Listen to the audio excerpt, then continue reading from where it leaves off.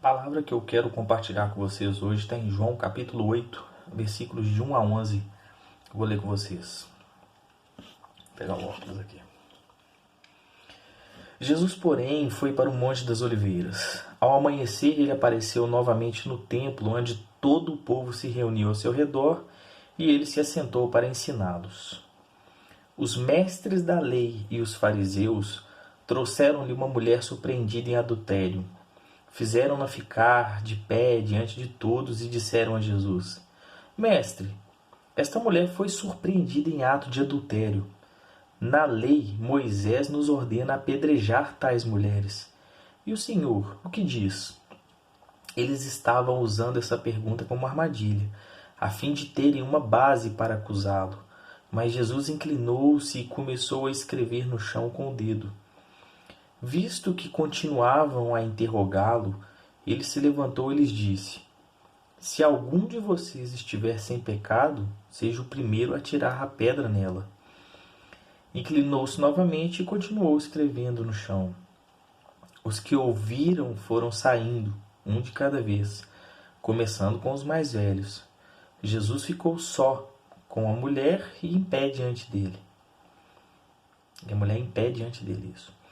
Então Jesus pôs-se de pé e perguntou-lhe: Mulher, onde estão os seus acusadores? Ninguém te condenou? Ela respondeu: Ninguém, Senhor. E Jesus então declarou: Eu também não a condeno. Agora vá e abandone a sua vida de pecado. Um primeiro fato para a gente observar nesse texto é a condição que colocaram Jesus. No versículo 6 fala que os fariseus eles queriam pegar ele de alguma forma. Eu vou até voltar aqui. Fala o seguinte: eles estavam usando essas perguntas a fim de ter uma base para acusá-lo. Nessa época, Israel era uma colônia romana e eles, o povo de Israel não tinha o aval para poder executar criminosos, executar pessoas. Fazer isso seria uma afronta ao imperador romano.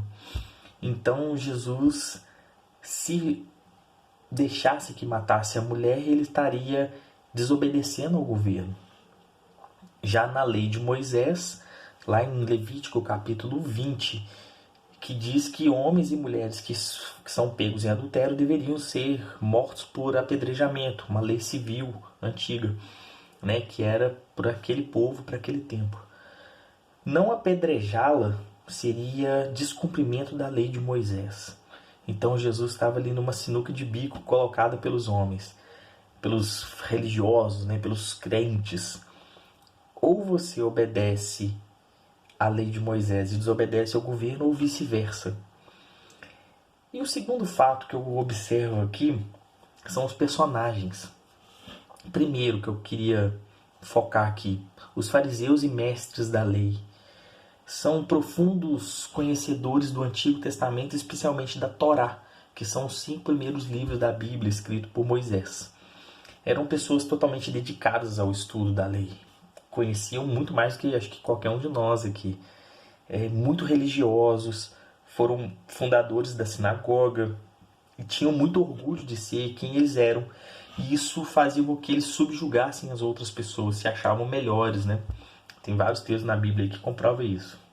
A gente pode ir lá naquele texto do samaritano que orava batendo no peito enquanto, né? Enfim. Esses fariseus e mestres da lei, eles agiam como fiscais da lei, sem a observância do amor. Eles colocavam a lei acima do próprio amor e acima do próprio foco para onde essa lei apontava. O segundo personagem, eu vejo que Jesus, que é para onde que a lei de Moisés apontava. Jesus é o cumprimento, né? O cumprimento dessa lei. E tudo aquilo que foi dito na Torá e no Antigo Testamento apontaram para Jesus, o Messias, o Filho de Deus. Jesus, então, é o Filho de Deus enviado ao mundo, não para condenar o mundo, mas para salvá-lo. E isso João escreve no seu Evangelho também, capítulo 12, versículo 47, capítulo 3, versículo 17, para confirmar o que eu estou falando. E o terceiro personagem, ou a terceira personagem aqui no caso, a mulher que foi flagrada em adultério. O que a gente sabe é que ela estava tendo uma conduta reprovável, que não é digna de dó de ninguém. Não é, ai que peninha dela, tadinha. Ela estava errada, fazendo algo que realmente é muito ruim, muito errado. Não é digna de dó. E pelos fariseus ela era digna de punição, digna de condenação. Para Jesus ela era digna de amor, digna de perdão, de comissão. E eu vou falar a verdade para vocês, quantos de nós nos assemelhamos a essa mulher? Não estou nem falando do adultério não, mas dessa condição de você ter feito uma escolha errada e viver essa escolha enquanto muitos ali te julgam e poucos estão ali para te ajudar. Eu me vejo muito nessa mulher. E nesse momento que a mulher estava passando, eu acho que cabiam duas perspectivas para ela. A primeira era olhar para aqueles religiosos, aqueles frequentadores de sinagoga e tomar ranço da religião. Eu acho que essa palavra, a palavra que está na moda hoje, é tomar ranço da religião. É tomar ranço da igreja, do Deus que eles pregam. Os fariseus, eles não estavam querendo saber da mulher em si, eles não estavam interessados na condição interior daquela mulher, eles não estavam sequer notando que aquela mulher tinha sentimentos, tinha um eu machucado por dentro, não se dispuseram a ajudar, já pegaram no ato querendo condenar, já querendo aplicar a lei sobre ela. E uma segunda perspectiva seria a mulher não olhar então para esses fariseus e olhar para Jesus. E perceber que ele é o único caminho, a única verdade e a única possibilidade de chegar até Deus. E o que eu acho mais interessante é o seguinte, Jesus era religioso. Aí você fala assim, uai, que complicado isso, porque os religiosos lá fizeram um ato de condenação, de julgamento, e Jesus também era religioso, e aí? Jesus era religioso, e tem um texto de Tiago, que inclusive é irmão de Jesus, que Tiago fala o seguinte, Tiago capítulo 1, versículos 26 e 27, fala o seguinte, que se alguém se considera religioso, mas não refreia sua língua, é um enganador de si mesmo, e a sua espiritualidade ela não tem valor nenhum. E que a religião de Deus, né, o nosso Pai, e uma religião que Deus aceita como sincera, como sem máculas, é uma religião que prega o cuidado com órfãos e viúvas em suas dificuldades e especialmente não se deixar corromper pelas filosofias do mundo. E quando Tiago fala isso, quando ele fala do cuidado às viúvas e aos órfãos, o que ele queria dizer? Naquela cultura antiga, os órfãos e as viúvas eles eram deixados de lado. Não tinha quem os cuidasse. Se não tivesse alguém misericordioso para passar e olhar e falar assim, opa, estão precisando de ajuda. Ninguém fazia. Eram pessoas totalmente deixadas de lado. E quando fala que a verdadeira religião, quando o Tiago fala que a verdadeira religião é cuidar desse tipo de pessoa, ele está falando o seguinte, que pessoas como aquela mulher adúltera naquele momento, é aquela que era alvo de uma verdadeira religião, que é o amor, o cuidado. Alguém que fosse lá, em vez de acusar, tentasse entender a situação.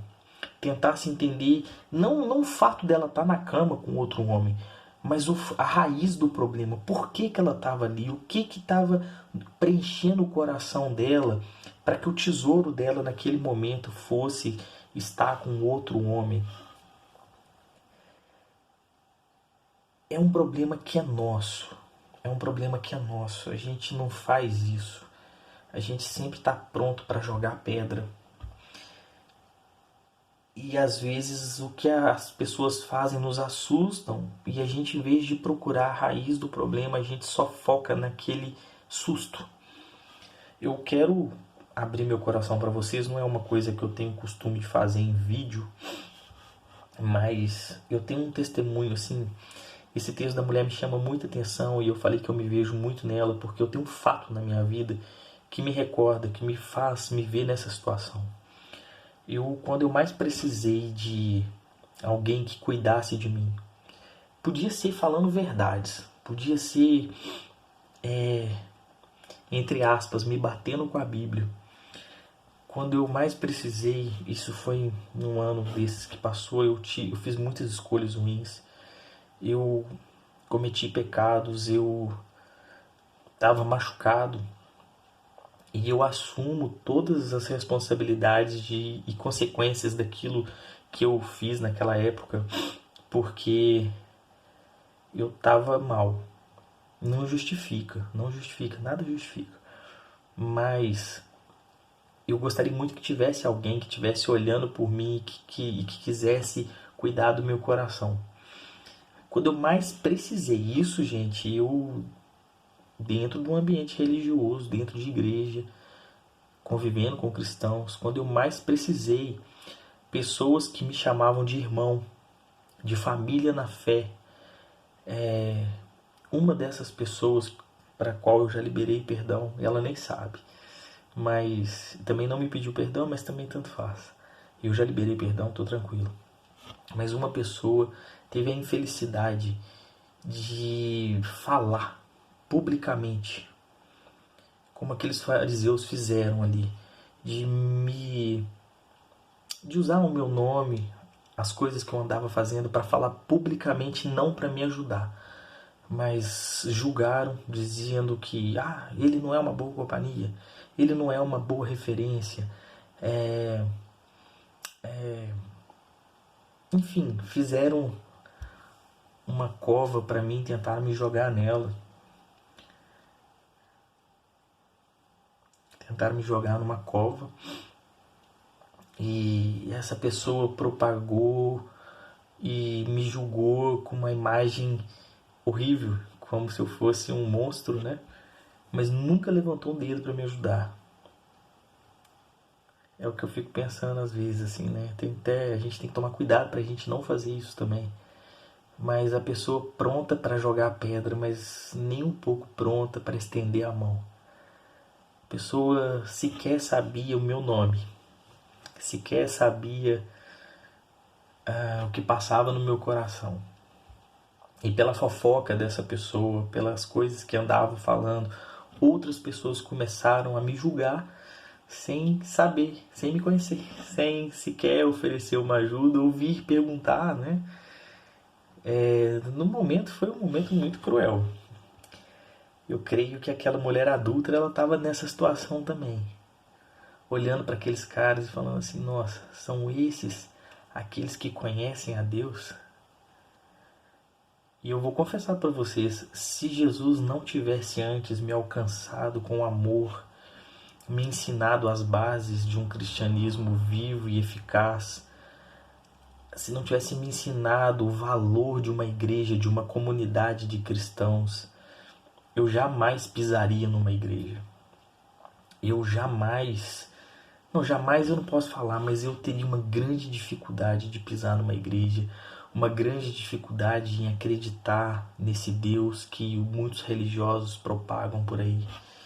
Eu realmente teria uma grande dificuldade, muito. Não me interessaria nem um pouco por cristãos. Não me interessaria nem um pouco pelo que passa na igreja dos cristãos.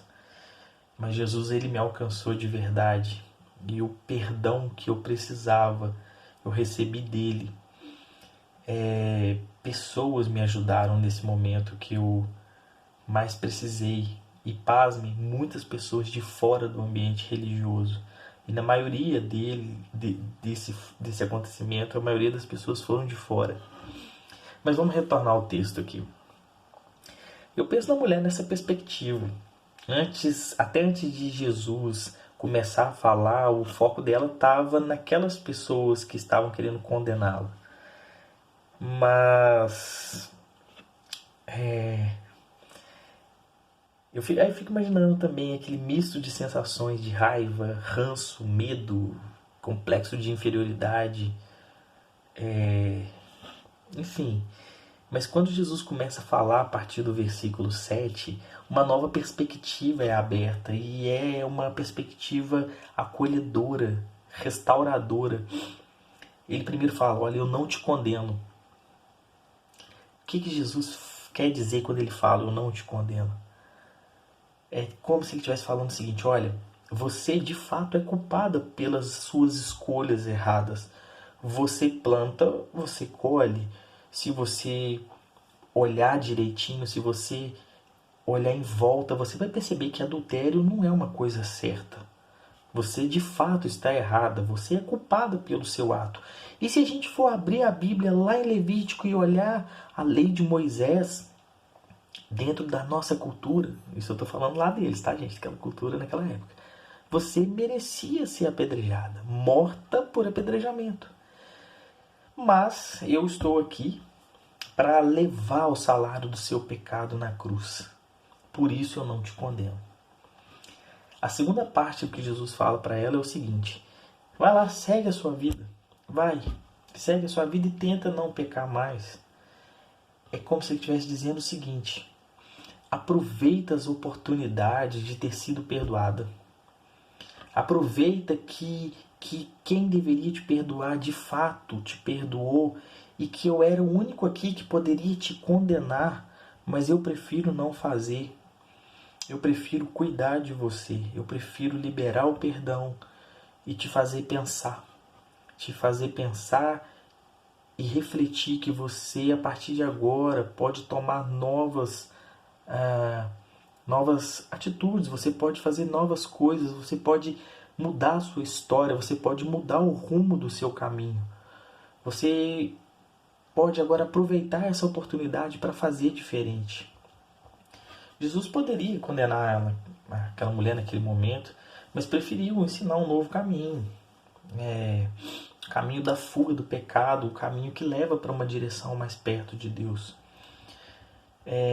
Apesar desse testemunho que eu dei, que eu falei sobre mim há pouco tempo, de pessoas semelhantes a fariseus na minha vida, já tive também inúmeros Jesus na minha vida, nessa caminhada, pregando amor, perdão e me cuidando em tempos que de fato eu merecia ser apedrejado. Mas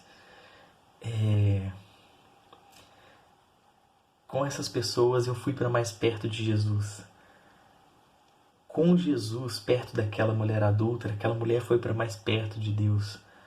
Nosso foco deve ser sempre Jesus e as palavras que Ele tem a nosso respeito. E a mensagem que eu quero trazer, a reflexão que eu trago para você hoje é o seguinte: eles não têm moral para condenar você. Essas pessoas que estão te condenando não têm moral para te condenar. Elas não são diferentes de você. Nem eu. Por isso tenta não andar por caminhos que te afastam de Deus, porque Jesus Ele te ama e Ele morreu pelos seus pecados. E hoje Ele vive para confirmar a vitória sobre esses pecados. A morte não deteve Jesus. Os nossos pecados não detiveram Jesus. Por isso Ele fala para a gente hoje: olha, eu não te condeno, vai em paz. E que Deus te abençoe por meio dessa palavra. Seja livre, seja liberto da culpa, da acusação. Ninguém tem moral para te condenar nem para te julgar. Não toma ranço da religião por causa de uma grande parte, maioria ou minoria, não importa, que te apresentaram a condenação ao invés de te apresentar o Jesus de amor. Deus há de te mostrar a verdade, que essa palavra ela seja um princípio daquilo que Jesus tem para fazer na sua vida. Deus te abençoe. Amém.